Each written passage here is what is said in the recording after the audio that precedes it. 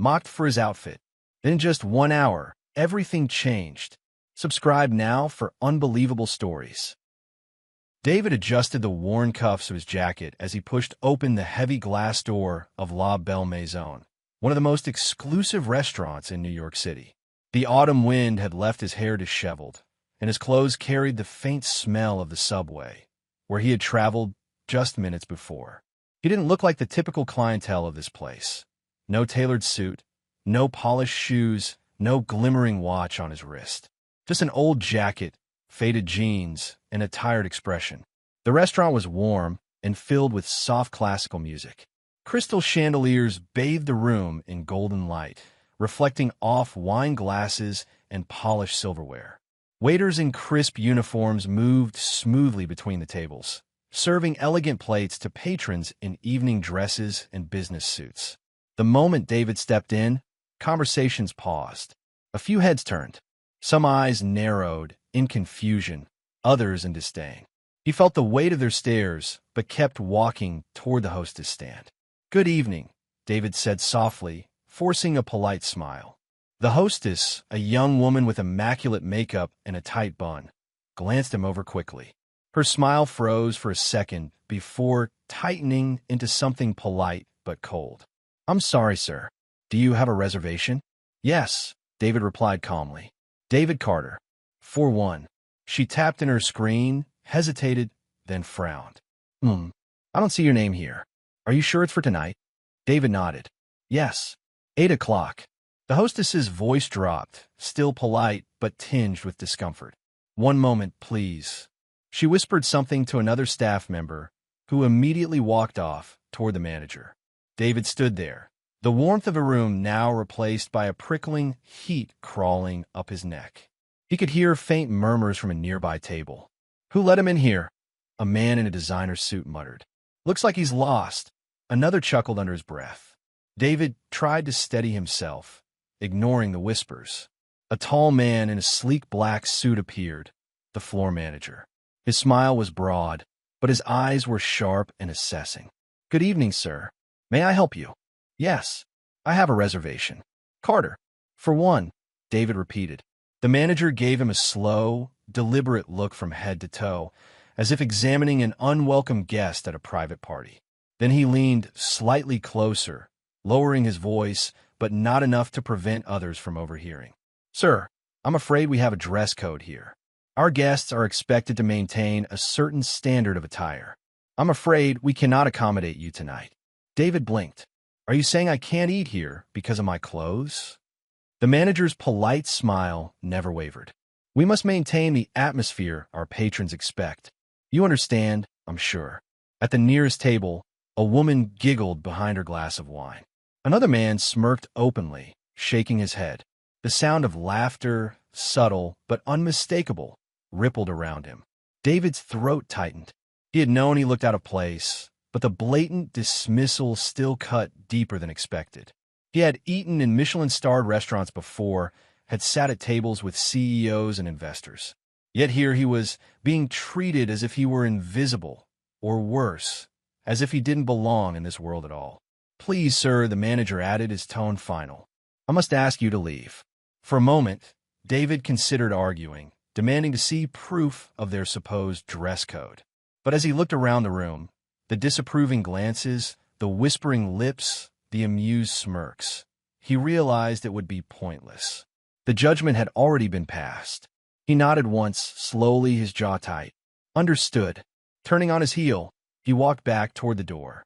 Each step felt heavier, the sound of his old shoes echoing on the marble floor. Behind him, the murmur of conversations resumed, now tinged with smugness. As he reached the door, he caught his reflection in the glass. Tired, slightly unkempt, undeniably ordinary. For a fleeting second, he almost believed what they saw, a man who didn't belong. But then, deep in his chest, something shifted.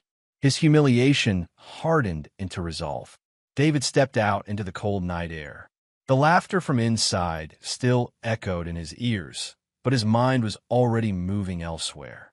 He glanced across the street, where his car was parked, sleek, black, and new, completely at odds with the man who had just been rejected. Inside, on the passenger seat, lay a folder of documents. Documents that would soon change everything. He inhaled sharply, the sting of humiliation turning into a quiet fire. They'll regret that, he whispered to himself, his voice low but steady. And with that, David walked toward his car, no longer the man they thought he was. The heavy doors of Le Marceau, one of Manhattan's most expensive French restaurants, opened again with a sharp push. Only an hour ago, Daniel had been shoved out those very doors, mocked by the maitre d' and laughed at by a group of wealthy patrons. His crime had been nothing more than showing up in a worn jacket and faded shoes. Now, when he stepped back inside, the atmosphere shifted instantly. His stride was firm, shoulders squared, and his eyes burned with a quiet fire. People noticed. A waiter froze mid-step, holding a tray of champagne flutes. The hostess glanced nervously at the maitre d', who had humiliated him earlier. "Sir, I'm afraid." The maitre d' started, trying to summon the same authority as before, but his voice wavered. Daniel cut him off. "Not another word. I'm not here for a table." He reached into his coat pocket and pulled out a folder thick with papers. "I'm here for my restaurant." Gasps rippled across the floor. The clinking of glasses stopped. Even the pianist at the corner faltered, a sour note cutting through the tense silence. The maitre d' blinked. "Excuse me? Your restaurant?" Daniel stepped forward, placing the documents on the maitre d's podium with a heavy thud. As of 30 minutes ago, the purchase was finalized. I now own Le Marceau. Every inch of it. From the kitchen, to the staff, to the very table where you laughed at me. For a moment, nobody moved. Then, as if choreographed, the staff and patrons began to whisper. One woman at a nearby table clutched her pearls. A man whispered, "Is this a joke?" Daniel's lips curled into the faintest smile. "Do I look like I'm joking?" The maitre d' stammered, his face flushing crimson. That's impossible. This restaurant belongs to Mr. Carver." "Correction," Daniel said, opening the folder and sliding a signed contract forward. "Mr. Carver needed quick liquidity. I had the capital. He was more than happy to sell to someone who actually knows how to run a business." At that moment, the double doors at the back swung open, and Mr. Carver himself, the former owner, emerged. His tailored suit couldn't hide the defeat in his eyes. He spotted Daniel, froze, then exhaled sharply. "It's true," Carver muttered, voice carrying through the stunned room. "The sale went through this afternoon. He's the new owner." The words struck like thunder. The whispers exploded into full-blown chatter. Daniel turned toward the very table where he had been mocked earlier. 3 businessmen who had chuckled at his beggar's jacket were now silent, their smug expressions gone. Daniel walked up to them, each step deliberate. "Enjoying your meal?" he asked calmly. They exchanged uneasy glances. One cleared his throat. "We didn't mean anything earlier. It was just." Daniel leaned down, his voice dropping, so only they could hear. "You judge a man by his clothes. Remember this. Power doesn't always wear a suit. Sometimes it wears scars." The men swallowed hard, their arrogance collapsing into shame. Daniel straightened and turned to the staff, raising his voice so everyone could hear. "From this moment forward, Le Marceau is under new management. And let me be clear, things will change." He swept his gaze across the room, meeting every eye. No more arrogance toward customers. No more humiliating people because of their appearance. This will be a restaurant where respect is the dress code. The waiters glanced at one another, uncertain but hopeful. A young waitress, no older than 20, allowed herself a small smile. The maitre d', however, bristled. "You can't just come in here in—" Daniel spun on him like a blade. "You're fired." The maitre d's jaw dropped. "What? You can't." "I can," Daniel interrupted. His voice was steel. "And I just did. Get out." The maitre d' sputtered, looking for support, but none came. The staff avoided his eyes. The patrons stared at him with thinly veiled amusement. Finally, red-faced and trembling, he grabbed his things and stormed out, slamming the door behind him. Daniel let the silence settle. Then he clapped his hands once. "All right, back to work. Dinner isn't going to serve itself." Slowly, the restaurant's hum returned. Waiters resumed their paths. The pianist picked up a bold tune, and the conversations at the tables reignited. Yet the air was different now, charge alive. Daniel moved toward the bar, and the bartender, a middle-aged man with kind eyes, gave him a respectful nod. "That was something, sir. Call me Daniel," he said. "Titles don't impress me." The bartender grinned. "Welcome back, Daniel." He poured a glass of deep red wine and slid it across the polished wood. Daniel lifted it, letting the rich aroma wash over him. He turned, surveying the restaurant, not with bitterness, but with determination. This place wasn't just a trophy. It was proof. Proof that dignity couldn't be measured in fabric or stitched into seams. As he sipped, a soft voice broke through his thoughts. "Excuse me, Mr. Daniel." He turned. It was the young waitress who had smiled earlier. She fiddled nervously with her order pad. "I just wanted to say thank you. What you said back there, it meant a lot. People like me, we get judged all the time. You gave us hope tonight." Daniel studied her, then gave a nod. "Hope is free, but respect, that's something we're going to build together. You have my word." The girl's eyes lit up, and for the first time that evening, Daniel felt the heaviness in his chest ease. But deep down, he knew this was only the beginning. Owning the restaurant was one thing. Transforming it, turning it into a place that stood for something greater than prestige, would be the real challenge. And not everyone would be happy about his vision.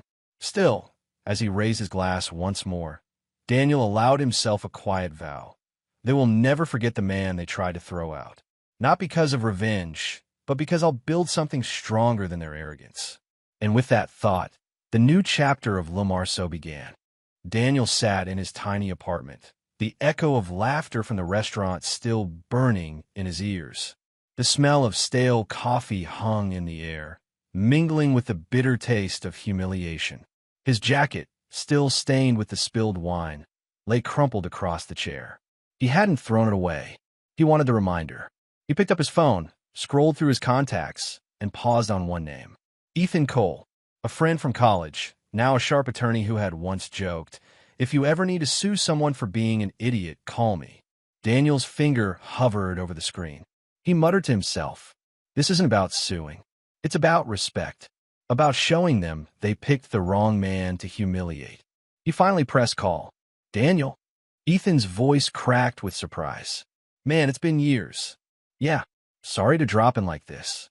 I need your help. Something happened. Your voice tells me it's not just something. Meet me at the cafe near Lexington. 10 minutes. The cafe was buzzing, but Daniel barely noticed. He explained everything. The restaurant, the wine, the laughter, the way the manager had treated him like dirt. Ethan leaned back, lips pressed together. "So, let me get this straight. They kick you out because of your clothes?" "Yes." "Did you tell them who you were?" Daniel shook his head. "No, and that's the point. They saw an old jacket and assumed I was worthless. They treated me like trash. And maybe," his voice dropped, fists tightening on the table, "maybe it's time to remind people who I am and what I can do." Ethan studied him, eyes narrowing. "Daniel, I know you. When you get that look, you're planning something big. What's on your mind?" Daniel leaned in. "I want that restaurant. Not just revenge. I want to own it." Ethan blinked. Then a slow grin spread across his face. "Well, damn, you always did aim high." The next day, Daniel walked into a downtown bank, not as the humiliated guest of last night, but as a businessman. He wore a crisp suit, dark tie, polished shoes. His hair was neatly combed, his eyes steady. The receptionist's polite smile faltered when she checked the appointment log and saw his name. Within minutes, he was sitting across from Mr. Harrington, a senior banker who had known Daniel's family for years. "Daniel, it's been too long. What brings you in today?" Daniel didn't waste time. "I'm here to discuss a purchase. A restaurant on Fifth Avenue. Le Grand Etoile." Harrington's brows rose. "That's quite an establishment. May I ask why?" Daniel's tone was calm, but inside his blood burned. "Let's just say, I have personal reasons. Can it be done?" Harrington tapped his pen. "If you're serious, yes. They've been struggling financially, though they hide it well. I'll have my people reach out." Daniel allowed himself the faintest smile. "Perfect." That evening, he sat in his apartment again, staring at the city lights through his window. His phone buzzed. It was Ethan. "You're not going to believe this," Ethan said. "I did some digging. The restaurant? Drowning in debt. Their investors are restless. They've been looking for a buyer quietly." Daniel closed his eyes, a rush of satisfaction coursing through him. "So the universe is on my side after all." Then it's time, he whispered. The following days were a blur of meetings, documents, and whispered negotiations.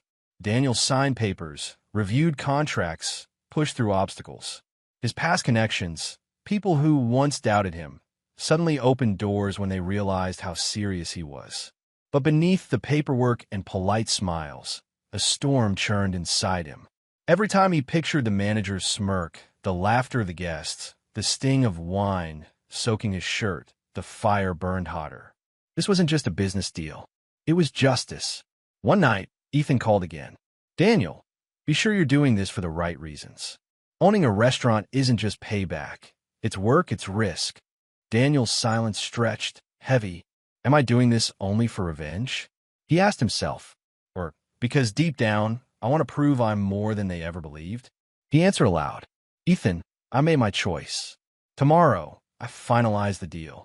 The next morning, as he walked into the law office where the signing would happen, his chest tightened. This was it, the moment that would change everything. Inside, Ethan greeted him with a firm handshake.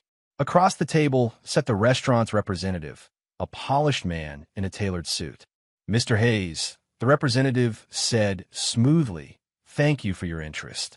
Le Grand Etoile has been a cornerstone of this city for years. We're pleased someone of your standing is willing to carry it forward." Daniel met his gaze without blinking. "Don't thank me yet. I'm not here to carry it forward. I'm here to transform it." He signed the papers. His signature flowed across the page like a declaration of war. That night, Daniel stood again before the restaurant's glowing entrance. Same street, same building, but everything was different. Last time, he had been humiliated, laughed at, cast out like a nobody. This time, he held the keys. He looked up at the sign above the doors. Soon, the name would change. The atmosphere would change. The staff would change. And when he stepped inside, they would see not the man in old clothes, but the new owner. His lips curved into a cold, determined smile. The game's just beginning. The morning air was crisp as Daniel walked down Fifth Avenue. The street hummed with its usual blend of honking taxis, hurried pedestrians, and the faint aroma of fresh-baked bread from nearby cafes. But to him, nothing else mattered. Today, he wasn't just a man walking past Le Grand Etoile. Today, he was the owner. His polished shoes clicked on the pavement, echoing against the buildings like a drumbeat of determination. He paused for a moment, letting the restaurant's sign come into focus. Memories flooded back. The laughter, the sneers, the way the manager's eyes had darted toward him that night. The humiliation, the fire. And now, that fire was ready to burn brighter than ever. He opened the door. The familiar chime rang through the air, startling the few staff who had arrived early. They looked up, some nodding politely, some squinting in confusion.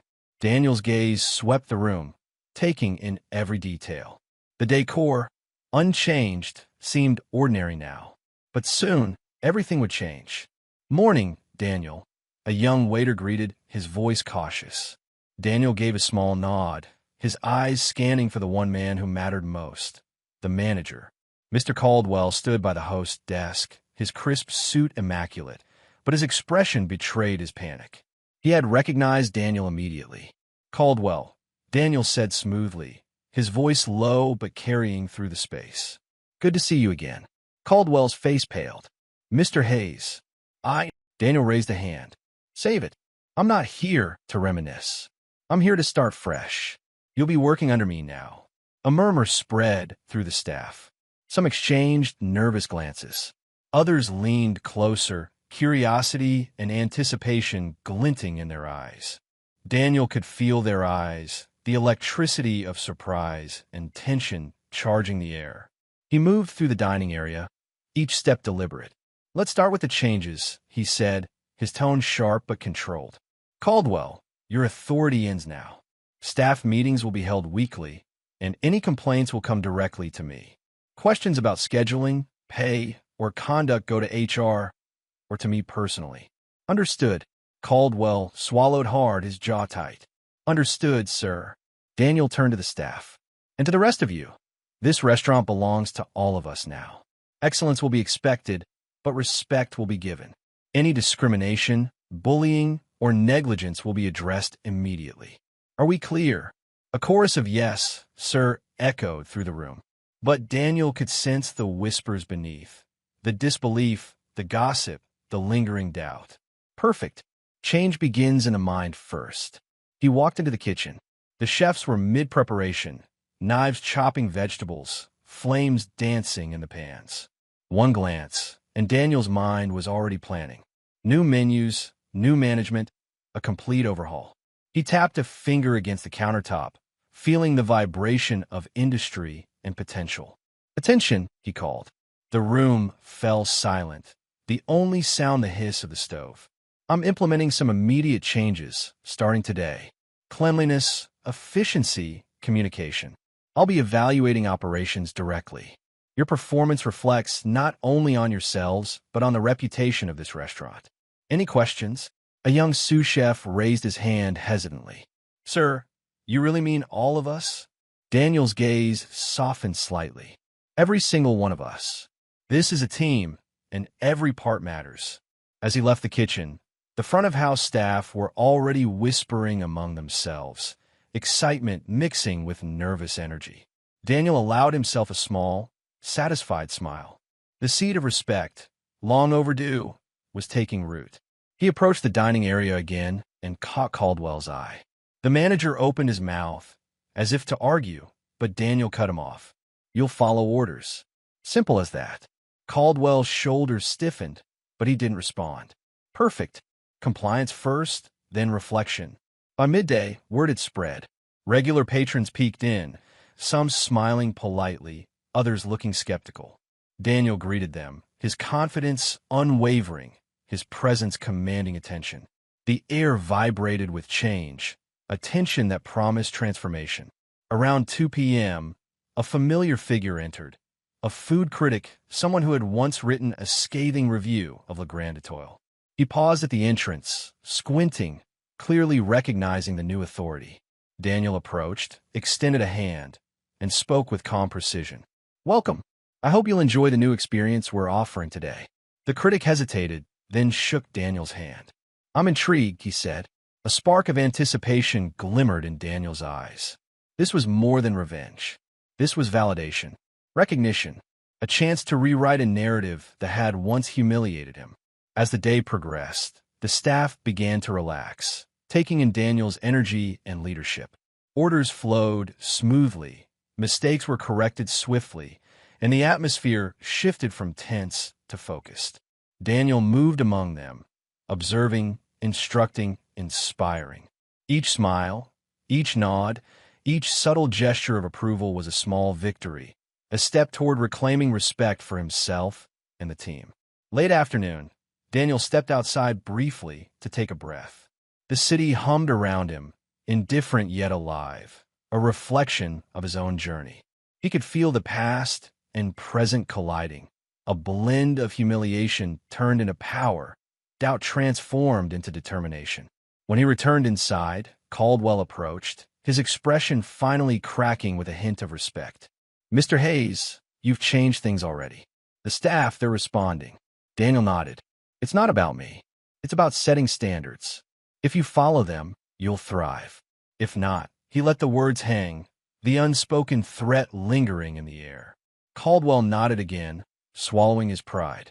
By evening, the restaurant was alive with energy. Patrons noticed the subtle yet distinct difference. Service was precise, atmosphere warm yet professional, and Daniel's presence was unmistakable, a quiet authority radiating confidence. As he finally settled in his new office, Daniel allowed himself a brief moment of reflection. This was just the beginning. The humiliation of yesterday had transformed into power today. The journey ahead was long, but for the first time in years, he felt truly in control. And somewhere deep inside, a quiet satisfaction glimmered. They had underestimated him once. Never again. The restaurant was buzzing more than ever that evening. The clatter of cutlery, the soft hum of conversation, and the occasional laughter filled the air, but beneath the surface, tension simmered. Daniel moved through the dining area with calm authority, observing each staff member, each guest. Every interaction, every glance, every movement carried significance. Every detail a subtle reinforcement of his reclaimed power. Caldwell was a storm contained, his composure tenuous at best. Daniel could sense the rigid tension in his shoulders, the way his hands twitched slightly as he tried to maintain control. The manager had been used to wielding fear as a tool, and now the tables had turned. Every command Caldwell barked now carried the weight of apprehension rather than authority. Daniel approached him quietly, leaning just enough to be noticed without drawing the eyes of the staff. "Caldwell," he said, his voice low but measured, "let's be honest. Yesterday, you underestimated me. Today, you're learning what that costs." His gaze didn't flinch, sharp and unwavering. Caldwell swallowed, nodding slowly. I understand, sir," he muttered, his words hollow, like an echo of a man who had lost control. But Daniel knew better than to accept a half-hearted acknowledgement. Respect had to be earned, even in defeat. Meanwhile, a group of servers whispered near the bar, glancing at Daniel and nodding subtly, exchanging quiet smiles of recognition. Word had spread among the staff of his transformation, the seamless shift from humiliated outsider to authoritative figure. Their reactions energized him, reinforcing the psychological edge he now held. Each smile, each whisper, each small acknowledgement was a victory, proof that change could happen, even in the most entrenched environments. As dinner service picked up, Daniel moved into the kitchen, where the chefs were coordinating orders with newfound precision. He could see subtle signs of adjustment: the meticulous plating, the clear communication, and the absence of the previous tension. Daniel observed silently, nodding at subtle improvements, making mental notes for further refinements. His presence was felt without overt interference. He allowed initiative while maintaining control, a delicate balance, one that emphasized the shift in authority. At the height of service, Daniel noticed a familiar face at the entrance, a local food critic known for his candid reviews. The man scanned the room, eyes narrowing as they swept over the polished tables and coordinated staff. Daniel approached him, confident and calm, offering a firm handshake. "Welcome," he said. "I trust your evening will be an accurate reflection of our standards." The critic raised an eyebrow, a hint of curiosity breaking through his usual skepticism.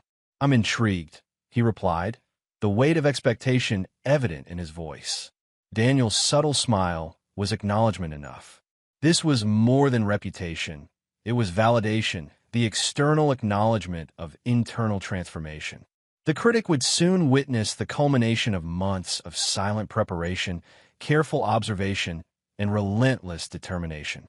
Suddenly, Caldwell approached from behind, his expression a mix of frustration and reluctant respect.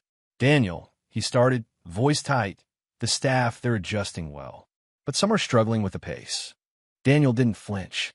Instead, he leaned slightly closer, letting his presence dominate the small space around them. "Then guide them, support them, or step aside. This is not about preserving your ego, it's about raising standards." Caldwell nodded, swallowing his pride once more. By the time the evening reached its peak, every guest in the restaurant felt a subtle shift in atmosphere. Service was fluid, precise, and attentive. The energy radiated professionalism and control, underscored by the quiet charisma of a man who had transformed humiliation into empowerment. Daniel moved seamlessly from table to table, ensuring orders were executed perfectly while observing staff interactions with meticulous attention. Each minor correction, each nod of approval, reinforced a culture of accountability without overt intimidation. Midway through dinner service, an unexpected challenge arose. A VIP table, high-profile clients known for their influence and exacting standards, voiced dissatisfaction with the dish. Daniel approached immediately, a mixture of calm authority and genuine concern on his face. "I apologize for the inconvenience," he said, his voice steady yet sincere. "Allow me to personally oversee your replacement. We will ensure your experience meets every expectation." The clients exchanged glances, impressed by the swift response and confidence. Daniel's subtle intervention diffused potential tension before it escalated, further establishing his credibility and command. The incident served as a public demonstration of his competency, not just to the VIP clients, but to every staff member and observer within the restaurant. Authority, when executed with balance, inspired respect rather than fear. Later, in the quieter post-dinner hours, Daniel convened a brief meeting with the core team. Caldwell was present, subdued, his earlier arrogance replaced by careful attentiveness.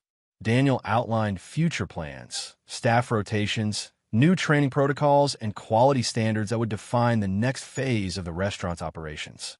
Each directive carried weight, communicated not through force, but through the implicit authority he now embodied. As the team absorbed the instructions, Daniel allowed a small smile to cross his face. The transformation was more than professional. It was psychological. Each individual who had once doubted him was now observing his competence, recalibrating their perceptions. The shift in power dynamics was complete yet subtle, a delicate dance of respect, accountability, and earned authority. Finally, as Daniel walked through the now empty restaurant, the residual hum of the evening fading, he paused to reflect. The journey from humiliation to power was complete, not through confrontation alone, but through patience, observation, and strategic action. The lessons learned from prior failures had forged a leader capable of commanding respect without aggression, influencing without fear, and transforming an entire culture through presence and example. And somewhere, deep within, a quiet satisfaction resonated. The humiliation that once defined him had been transmuted into strength, competence, and undeniable authority.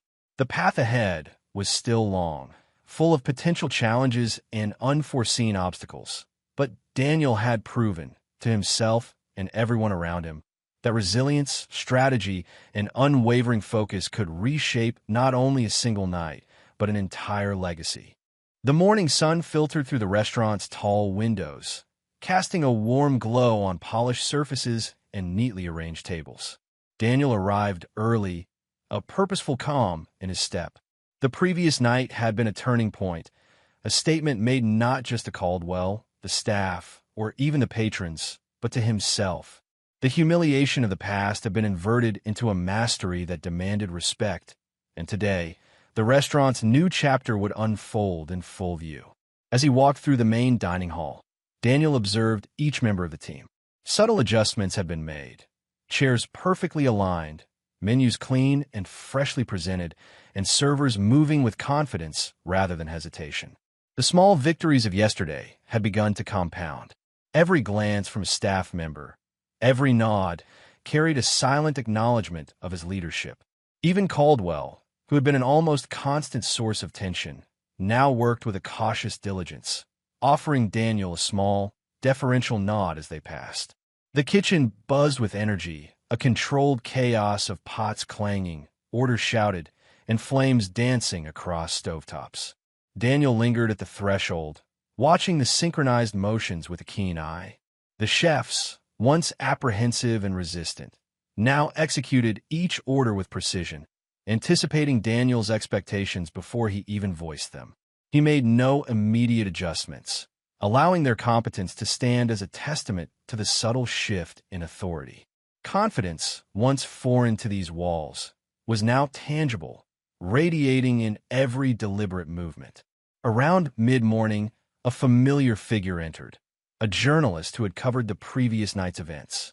She carried a notepad and a discreet recorder, her expression a mixture of curiosity and skepticism. Daniel approached her with measured ease, extending a hand. "Thank you for coming," he said, his voice steady, warm, yet carrying a weight that immediately commanded attention. "I'm glad you're here. Please observe, ask questions. This is a story of change, of resilience, accountability, and transformation. The journalist's eyes widened subtly, the corners crinkling with intrigue. "So this all started with what happened last night?" she asked, gesturing vaguely toward the restaurant floor. Daniel's gaze swept the room, taking in each confident movement, each subtle interaction. "Yes," he replied, "but it's more than a single event. It's the result of strategy, patience, and a refusal to accept humiliation as an endpoint. Change begins with perception, and perception shifts with action." By mid-afternoon, patrons had begun arriving in steady streams. Word had spread. This restaurant had transformed overnight, and curiosity fueled the turnout. Every table occupied, every order meticulously executed, contributed to the narrative Daniel had been constructing silently over months. Guests noticed the subtle efficiency, the ease with which the staff operated, and the subtle leadership that infused every corner. Even regulars who had been skeptical were now witnesses to a wholly different environment, a restaurant reborn not by a new menu, but by the transformation of human dynamics within. In the midst of this organized rhythm, Daniel noticed Caldwell's eyes tracking him from the rear of the dining hall. There was a tension there, a mixture of residual pride and newfound respect. Daniel met his gaze, acknowledging the unspoken truce.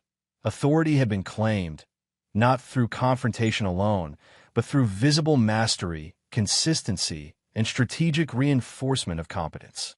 Caldwell, though still cautious, had been integrated into the flow of this new reality.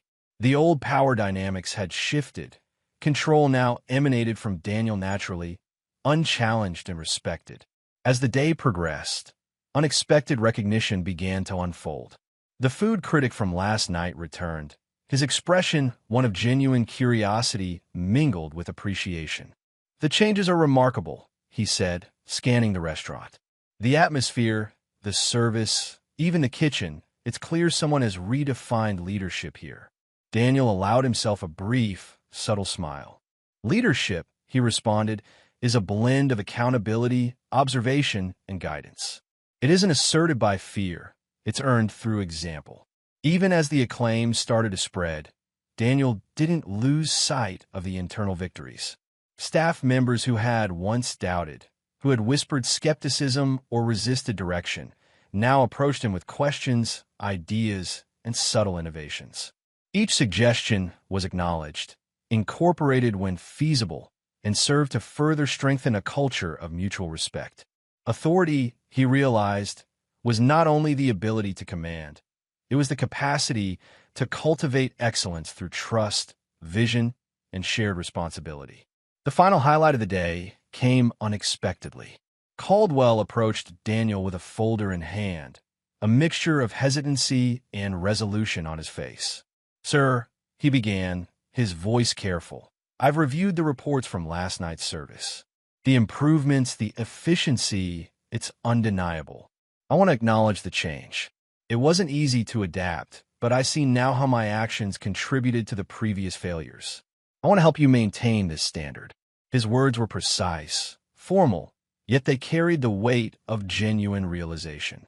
Daniel accepted the gesture, nodding subtly. "Caldwell," he said, voice steady, "acknowledgement is the first step toward improvement. You've taken that step.